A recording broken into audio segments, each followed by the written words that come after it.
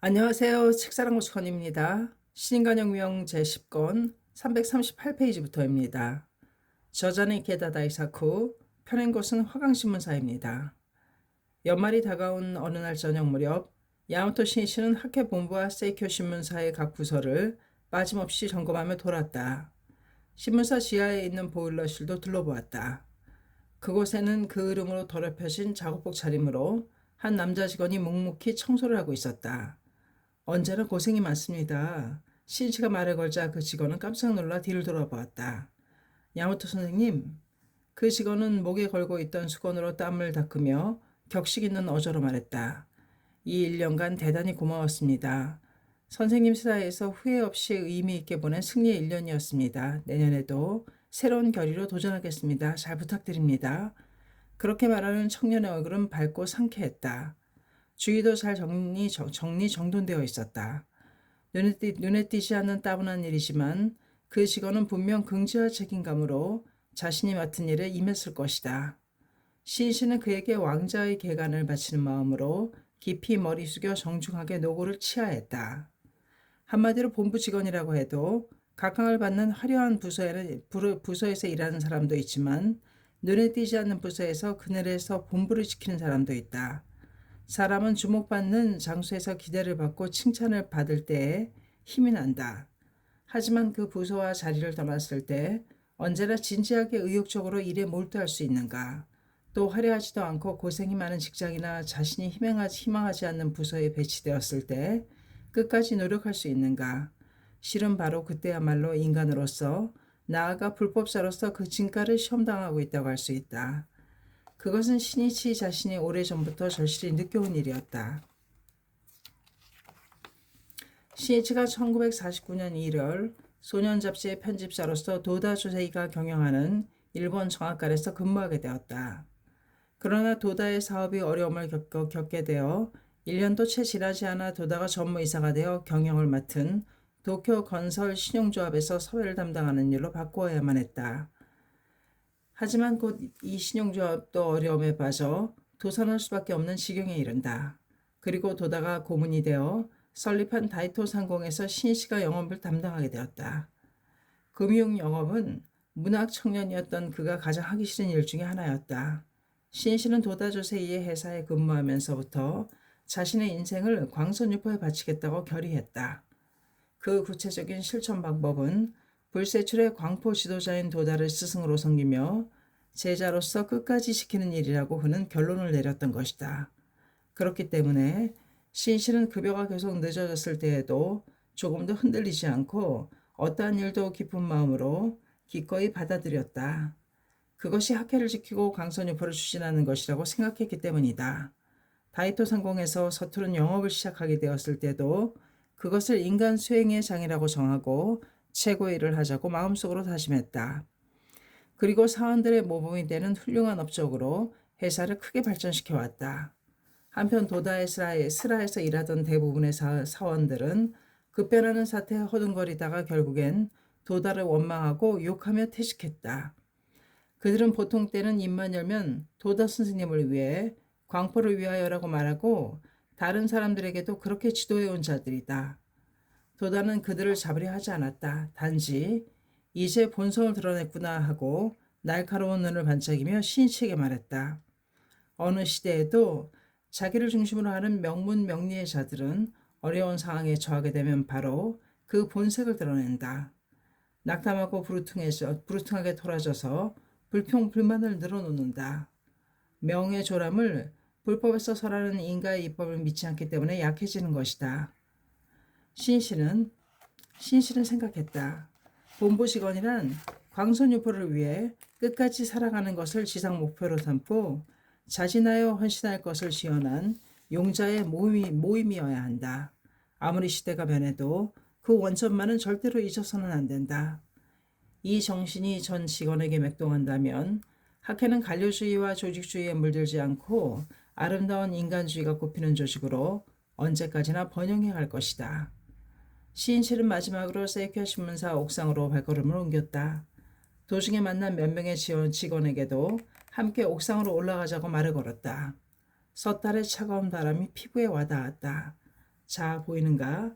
CNC가 가리킨 저쪽에는 위풍당당하게 가슴을 펴고 만인을 포용하듯 큰 팔을 벌리고 붉게 타오르는 후지산의 모습이 보였다. 모두 저 후지산처럼 무슨 일이 있어도 조금도 흔들리지 않는 신념의 사람이 회원에게 희망을 주는 존재가 되는 겁니다. 고개를 끄덕이는 직원의 얼굴도 붉게 빛나고 있었다. 1966년 여명의 해가 밝았다. 야마토 신시는 그 개막과 함께 우시오 출판사에서 발행한 소년소녀용 잡지 희망의 벗 신년호에 신이치로라는 필명으로 시 여명을 발표했다. 여명은 소년의 마음이다. 젊은이의 희망이다. 마침내 지평선 저쪽 어둠을 밝히는 하늘에 한 줄기 섬광이 달린다. 최고의 예술, 명화를 그리며 태양은 떠오른다. 둥글게 새빨갛게 당당한 위풍, 환희와 정열에 불타 하늘 높이 힘차게 솟아오르는 여명의 태양. 비 오는 날도 바람 부는 날도 그런 것은 개의치 않는다. 꿈쩍도 하지 않는 대우주의 리듬, 새벽 어둠을 뚫고 반드시 태양은 떠오른다. 눈부신 빛은 사람들에게 용기와 힘을 주고 세계의 구석구석까지 평등하게 구제해갈 최고의 긍지와 사명의 태양은 빛난다. 신실은 빛나는 태양이 사람들에게 용기와 힘을 주고 세계의 구석구석까지 평등하게 구제해 간다고 노래한 것처럼 전 세계 행복의 빛을, 평화의 빛을 목숨이 있는 한 끝까지 보내겠다고 결의했다. 그리고 1월 14일에는 하와이로 출발했다.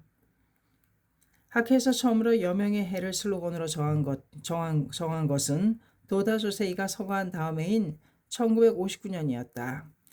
아직 동지의 슬픔이 채 가시기도 전에 맞이하는 새로운 해를 여명해로 하자고 제안한 것은 당시 총무로서 실질적으로 학회를 지휘하고 있던 신이치였다. 스승을 잃은 뒤 제자가 일어서서 싸우는 새로운 승리의 새벽을 열겠다는 결의를 담아 붙인 이름이다. 여명이란 출발이다. 그로부터 새로운 우길의 드라마는 시작된다. 여명이란 희망이다. 일단 어둠을 깨고 태양이 떠오르면 바다도 산도 대지도 사람도 모두 금색으로 물든다. 참으로 여명은 미래의 무한한 가능성을 상징하고 있다고 해도 좋다. 신씨는 지금 다시 맞이한 여명의 해를 광선유포의 새로운 여명을 알리는 해로 만들자고 굳게 다짐했다. 신씨가 이번에 하와이를 방문한 가장 큰 목적은 하와이 해관 개관식에 참석하기 위해서였다. 하와이 해관 설립은 지난해 8월 신씨가 미국, 멕시코를 방문해 마치고 돌아오는 길에 하와이에 들렀을 때 결정한 것이다. 해외에서는 5번째로 개관하는 회관이다. 이 회관은 호놀룰루시 중앙의 구릉지대에 위치해 있으며 약 3,500평방미터의 부지에 산뜻한 느낌을 주는 흰색 2층 목조 건물이었다. 신씨는 해관 설립이 결정되자 개관 준비와 청년부 육성을 위해 남자부 간부이자 이사인 미네 다다요시를 하와이에 파견했다. 미네는 지난해 9월 하와이에 건너왔다. 미네가 하와이에서 목격한 것은 하와이 동지들의 광선유포에 대한 한결같은 정열과 넘치는 구도심이었다. 그 중에서도 파인애플 부대를 자칭하는 남자부의 기백에 미네는 혀를 내둘렀다. 그들이 정하는 고언은 전력을 다하여였다.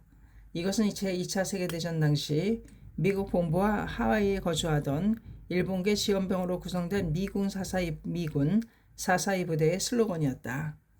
용맹하기로 이름난 이 부대는 가장 많은 무운을 올렸다. 하와이 남자부는 이 슬로건을 평화 건립을 위한 활동의 구호로 하여 광선유포에 매진해온 것이다. 그들은 굳이 알로하 셔츠가 아닌 흰 반소매 와이셔츠에 넥타이를 매자고 합의하고 재빠르게 포교와 벗을 격려하기 위해 뛰어다녔다. 이런 복장을 하게 된 이유는 자신들은 하와이의 행락 분위기에 빠지지 않고 광선유포의 투사로서 끝까지 싸우겠다는 결의를 상징하는 것이었다. 멤버는 여하튼 많이 움직였다. 회합이 있으면 신속히 운영에 참가했으며 차량 정리도 그들의 몫이었다. 지구의 신심을 시작한 사람이 있다고 들으면 그 행시도도 자진해서 적극적으로 나섰다. 갓 입회한 벗이 정확한 발음으로 제대로 근행할 수 있을 때까지 매일 가정 방문을 하며 함께 근행했다. 장년부나 부인부는 그들이 저담에 오면 사회부터 시작하여 학회가 지휘나 체험단 발표 등 뭐든지 하기 때문에 자기들이 할 일이 없어지고 말았다며 기쁨에 찬 불만을 털어놓기도 했다. 모두 그들의 모습을 보면서 안심하였고 희망과 힘을 얻었다.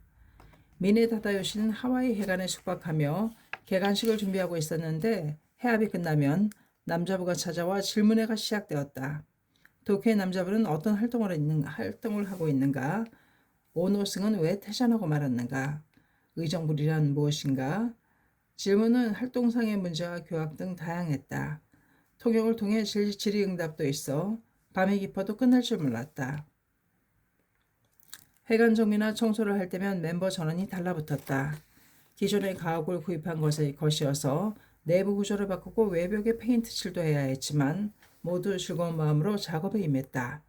특히 지난해 11월 야마모토 회장이 연초 1월 중순에 하와이를 방문한다고 전해지자 멤버들의 작업에는 더욱 힘이 들어갔다. 회관 정원에는 바나나, 구아바, 파파야, 코코넛 등 하와이에서 자라는 대부분의 과일나무가 숲을 이루었고 아름다운 잔디가 깔려 있었다. 하와이를 상징이라도 하듯 이 해관은 멤버들의 자랑이었다. 하와이의 모든 이에게 여기가 우리들의 해관입니다 라고 가슴을 펴고 말하고 싶었다. 그리고 그 구석구석까지 손질을 한 상태에서 야마토 회장을 맞이하고 싶었다.